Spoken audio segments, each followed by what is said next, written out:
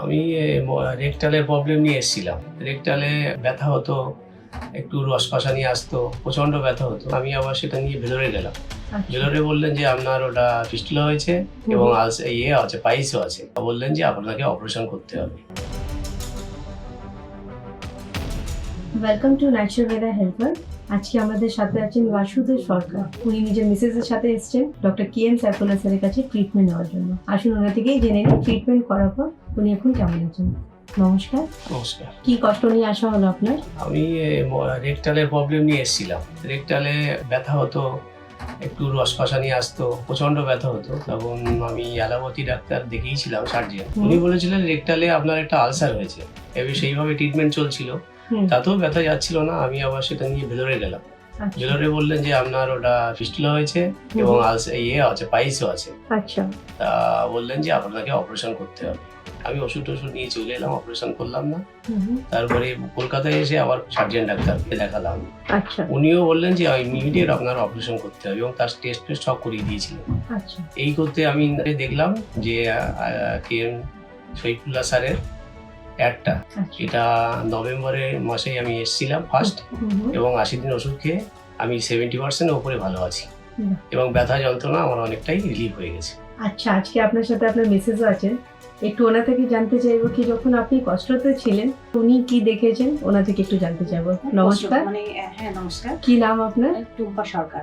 আচ্ছা, বলুন। খুব কষ্ট, মানে আমার তো চিন্তা ভাবনা চলেছিল যে অপারেশন মনে হয় করতেই হবে, কারণ ডাক্তার দেখানোর পরে টেস্ট করার পরেও যখন বলে যে অপারেশন করতে হবে, তখন তো আমরা তো খুব টেনশনে পড়ে গেছিলাম। তারপরে তো এখানে এসে যে এত সুন্দরভাবে সুস্থ হয়ে যাবে, সেটাই মানে প্রথম যেদিন আমরা দেখাতে এসেছিলাম সেই দিন আর আজকের দিনের মধ্যে অনেক অনেক তফাৎ।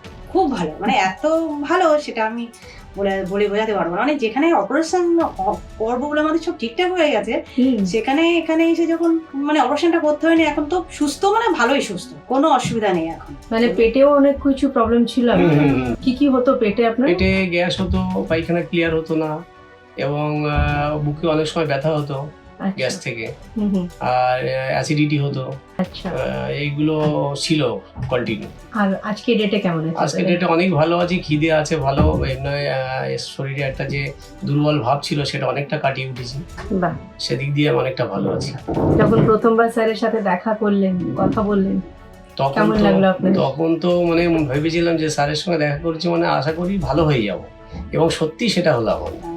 এবং এখন খুব ভালো স্যার যে এত সুন্দরভাবে কথা বলেন, তাতে আমি আরো বেশিটা সুস্থ হয়ে গেছি মনে হচ্ছে।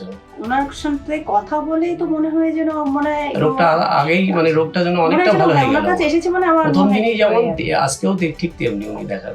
এটা ঈশ্বরের কাছে প্রার্থনা করব যাতে আপনারা সারা জীবন এরকমই হাসি আর সুস্থ থাকুন। Thank you so much. मैं बीइंग अ डॉक्टर कमिटेड हूँ अपने पेशेंट के लिए, ईमानदारी के साथ, सच्चाई के साथ, मोहब्बत के साथ उनका ट्रीटमेंट करने के लिए, उनका ख्याल रखने के लिए, उनकी बातों को सुनने के लिए और उनके दर्द के लिए मरहम बनने के लिए।